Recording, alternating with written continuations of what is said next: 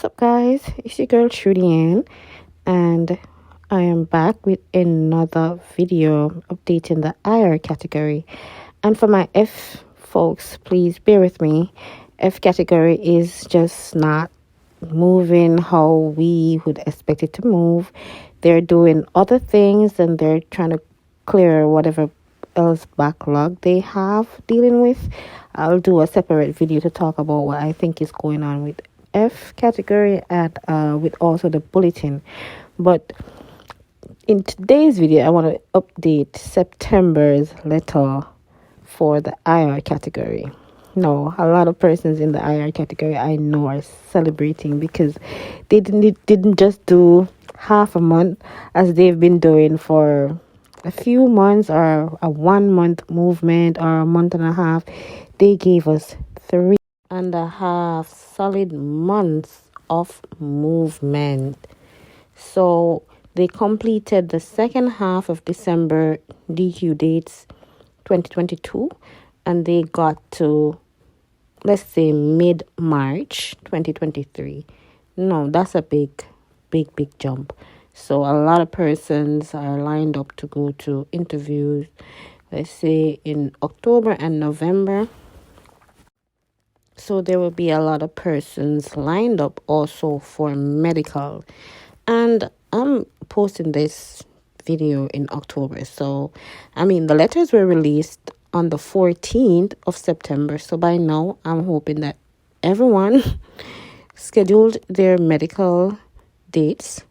And guys, it's okay. Some of you will definitely have to do your medicals after your interview.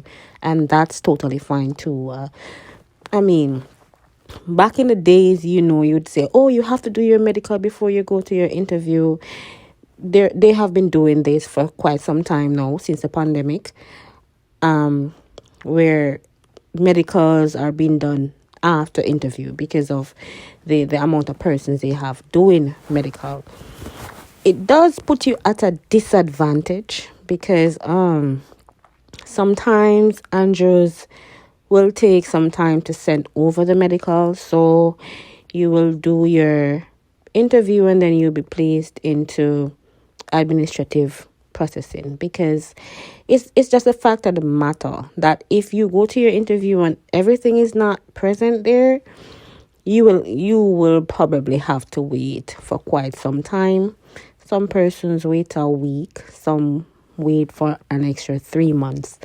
Yes, I've come across persons who have waited that long and even longer, because these persons who do the interview, they have to go back and review your file with whatever document was outstanding. So you'll be given what is called a 221G form, which means that something was outstanding at the time of your interview. So they would have to go back and review your case before your visa can be issued, basically. Another question a lot of persons have been asking is if they are able to still use a police certificate for 2 years. And the answer is yes. The embassy is still accepting the police record, even if after it has expired. So after the 1 year has passed, you can still use it for another year. But for persons who are still waiting, if you have an expired police record, I would suggest, or I would recommend, you go ahead and get a new one. Just get a new one while you have the time to do so.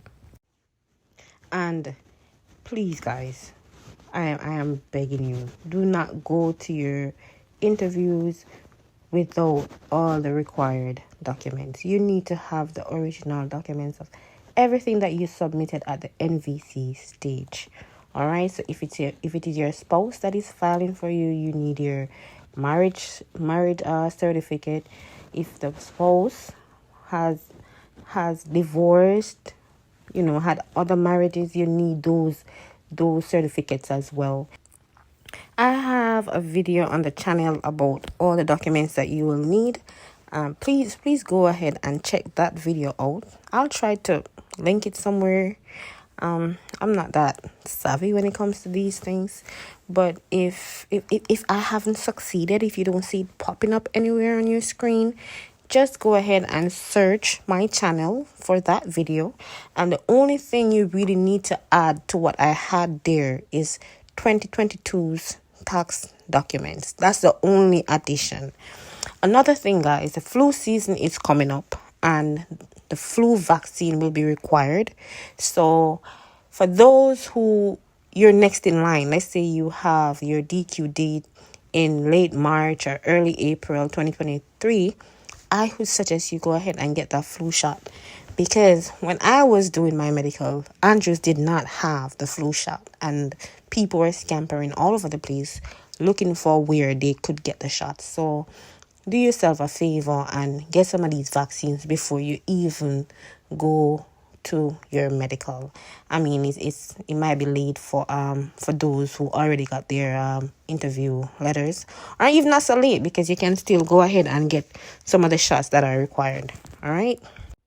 So I've addressed the police record and the fact that you can still use it for 2 years, and I made just mention the flu vaccine, that we're in the flu season and everything. Persons have been asking about what vaccines they might need, and I don't want to make this video too long, so I'll do a separate video on the vaccines, the required vaccines.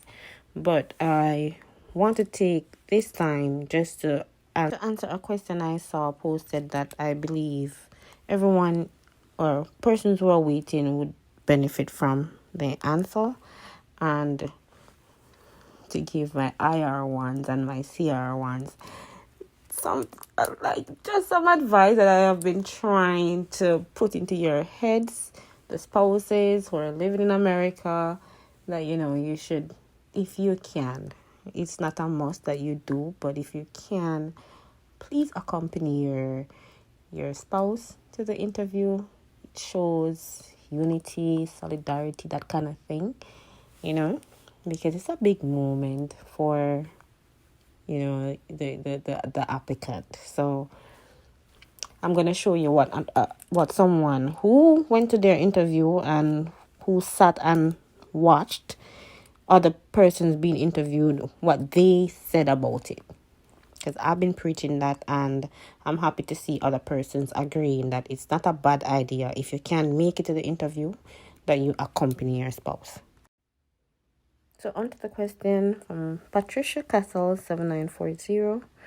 Welcome, Patricia. She's new and documentarily qualified in May of 2023. Praying to be in the next drop, but wanted to know if the only place to do medical was in Kingston, since she's living in Montego Bay. And to answer you, my dear, yes, the only place that you can get the medical done is at Andrews Memorial Hospital. It's the only facility authorized to conduct medical examinations for immigrant visas. So unfortunately, you will have to find your way into Kingston to get that medical done. So another question I saw was from Lee Murray 7695. Hi Lee Murray, you're always interacting and always helping and asking questions. Thank you for supporting the channel. And your question was, am I the only one who got a different courier service location other than Arden Road 1? So Arden Road used to be where the embassy, after you have completed your interview and they have printed your visa and they want to return your passport with your visa to you, they would send your passport to a location in Arden Road, and you would go there and retrieve your documents, right? Your passport with your visa. But they have recently changed to shop number 23, Ligany Post Office Mall, 115 Hope Road, Kingston 6. I'll post the address here, and I'm sure you'll get that in your package or in your interview letter, where you need to go to get your passport back. So don't worry about that. I'll post it just in case you don't know where, or you were thinking it's Arden Road as well. And here's advice from another loyal supporter of the channel, Suzette Clark. She said, congratulations to all who received letters. A bit of advice, please do attend interview with your wives or husbands. I have seen it firsthand for myself. It's better to attend. thank you, Suzette, for this advice, and I hope people take heed. And thank you so much for always commenting and supporting my channel. I appreciate you. So there you have it, guys. All the updates that I had for the IR category as it relates to the September 14 letters that were released. Thanks so much for watching. I need to go and figure what's going on in the F category so I can do an F update.